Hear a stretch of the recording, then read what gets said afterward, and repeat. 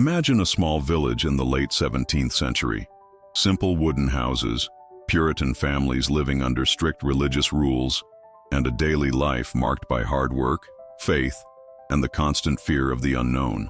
Now imagine that, suddenly, young girls begin having mysterious convulsions, screaming in trance and accusing neighbors of being possessed by dark forces. What would you do? Call a doctor? Or believe your community was under the attack of witchcraft? That is exactly what happened in Salem in 1692. What began as a few strange fits soon turned into a full-blown witch hunt. In just a few months, dozens of people were accused, judged, and condemned in one of the darkest episodes in colonial American history. But the real question is, how did an entire community fall into mass hysteria? Who were the first accused? And why, even today, does Salem remain a symbol of fear and persecution? That's what we're going to uncover today on AI History, the real story behind the Salem Witch Trials. Before we begin, don't forget to like this video, subscribe to the channel, and activate the notification bell so you don't miss our next dark stories from the past. And tell me in the comments, do you believe the people of Salem truly witnessed something supernatural? Or was it all just mass hysteria? The year was 1692.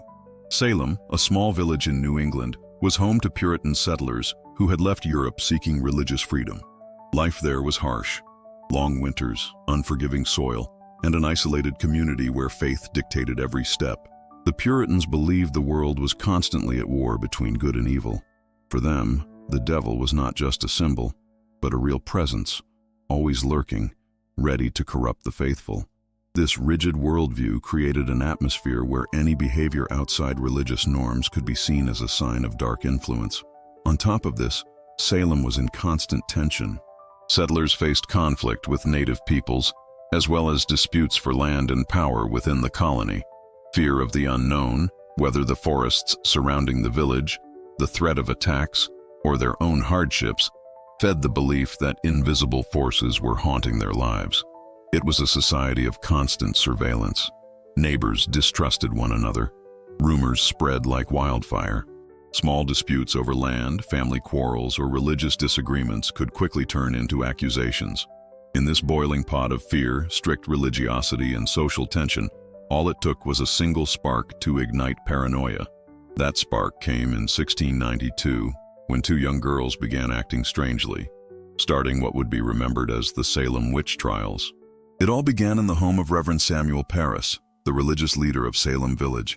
His daughter Elizabeth Parris, just 9 years old, and his niece Abigail Williams, 11, began to show unusual behaviors: convulsions, screaming, incoherent speech, and even the sensation of being pricked by invisible needles. Doctors of the time, unable to explain the cause, dismissed physical illness.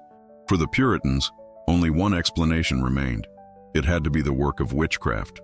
Soon the girls began naming names, and they didn't accuse randomly. The first suspicions fell on women already marginalized in society. Tituba, an enslaved woman of Caribbean origin living in the Parris household. Sarah Good, a poor beggar from the village. Sarah Osborne, an elderly woman who had broken with Puritan traditions. These initial accusations lit the spark. Fear gripped Salem. Other young people began showing the same symptoms, and one by one, new names were pointed out.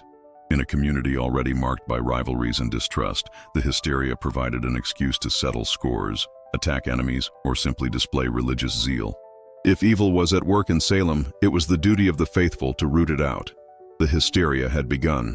And what started as the strange behavior of two children quickly grew into a storm of accusations that dragged dozens into the courts. As the number of accused grew, Salem faced an urgent problem: how to judge so many supposed witches. To handle it, the authorities created a special court called Oyer and Terminer, tasked with hearing, examining, and deciding the fate of the accused. But fairness was nowhere to be found. The trials were based more on belief than evidence. One of the most controversial practices was the so-called spectral evidence. Witnesses could claim they saw the spirit or invisible shape of the accused tormenting victims, and that alone could be accepted as proof. This opened the door to dangerous manipulation. Personal rivalries, land disputes, even petty envy could be turned into charges of witchcraft.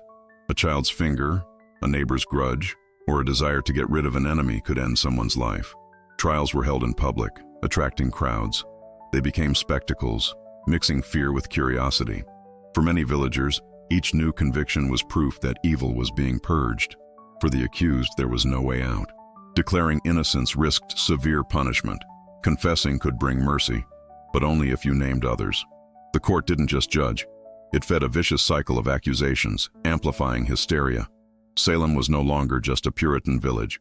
It had become a stage of paranoia, where even a suspicious glance could turn into a devastating sentence. Within months, Salem was engulfed by accusations. It was no longer only outcasts under suspicion. Anyone could be accused. Neighbors, respected farmers, even religious leaders. Prisons filled to the brim. Families were torn apart. Children accused their parents. Husbands turned in their wives. Fear corroded the very fabric of society. More than 150 people were jailed, often in miserable conditions, not knowing if they would ever defend themselves.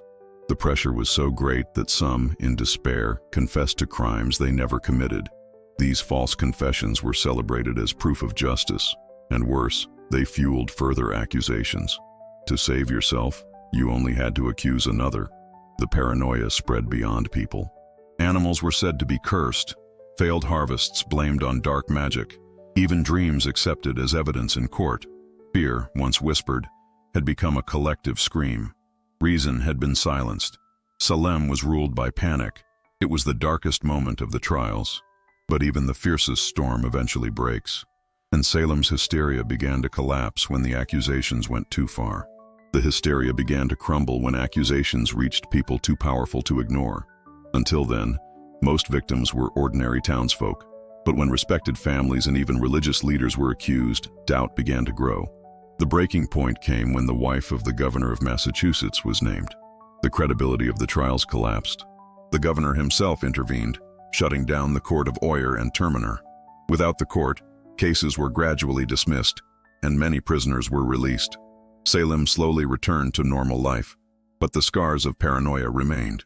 In 1693, the colonial government officially declared the trials a mistake.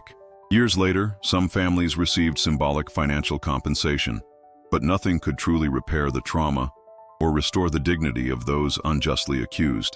Salem would forever stand as a reminder of how far fear, superstition, and political power can push a community. The events of Salem 1692 reached far beyond the small Puritan village. The trials became one of the most powerful symbols of mass hysteria in Western history. Over the centuries, Salem became a metaphor. The term witch hunt is still used today to describe unjust persecution driven by fear, prejudice, or political manipulation.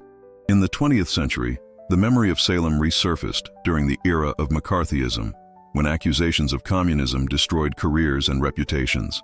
The parallel was clear. Once again, fear had been turned into a weapon of control. Culturally, Salem became a symbol. Movies, plays, series, and books retold the tragedy from different perspectives, reinforcing its place in collective memory. The city itself is now a tourist site, drawing thousands eager to see the place where superstition triumphed over reason. But Salem's greatest legacy is the warning it carries. Whenever fear and fanaticism replace reason, justice becomes fragile, and history can repeat itself. The Salem Witch Trials were not just a superstition of the past. They were a brutal example of how fear, intolerance, and unchecked power can turn neighbors into enemies and innocents into the condemned. In just a few months of 1692, an entire community collapsed into hysteria, tearing families apart and leaving scars that lasted generations. Today, more than 3 centuries later, Salem is remembered not only as a historical case, but as an eternal warning. Whenever reason is silenced by fanaticism, justice disappears. But the question remains, have we truly learned from Salem? Or are we still creating our own witch hunts in the modern world?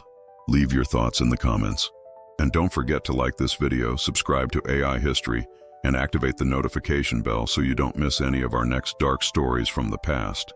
Because history, even in its darkest chapters, always has something to teach us.